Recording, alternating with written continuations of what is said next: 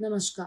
2020 में मध्य प्रदेश में ज्योतिरादित्य सिंधिया ने जैसे ही कांग्रेस में बगावत का बिगुल फूंका, कांग्रेस की सरकार महज एक साल से कुछ ज्यादा समय बिताकर सत्ता से फारिग हो गई।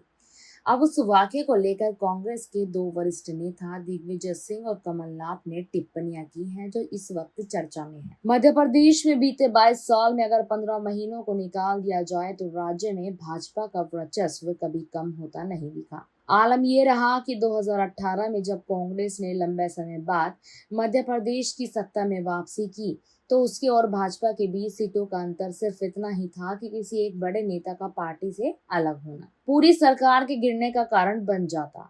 हुआ भी कुछ ऐसा ही।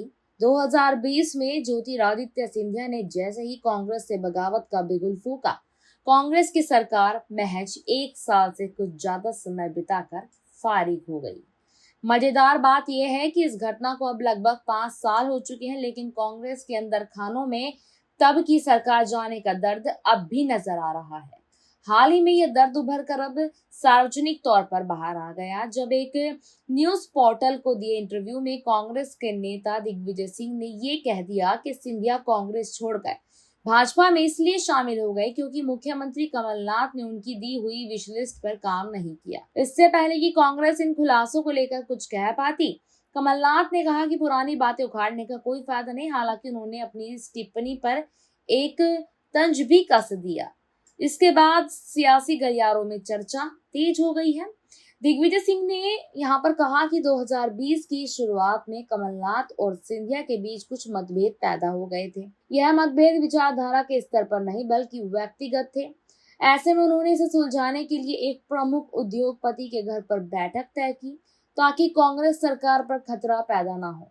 दिग्विजय ने दावा किया कि उन्हें और सिंधिया ने बैठक में कमलनाथ को एक साझा विश लिस्ट दी थी जिसमें ग्वालियर चंबल क्षेत्र के कुछ अटके हुए कामों का जिक्र था और इस पर जल्द सरकार की तरफ से काम होने की उम्मीद। दिग्विजय ने आरोप लगाने के अंदाज में कहा कि इस लिस्ट पर उन्होंने दस्तखत भी किए थे।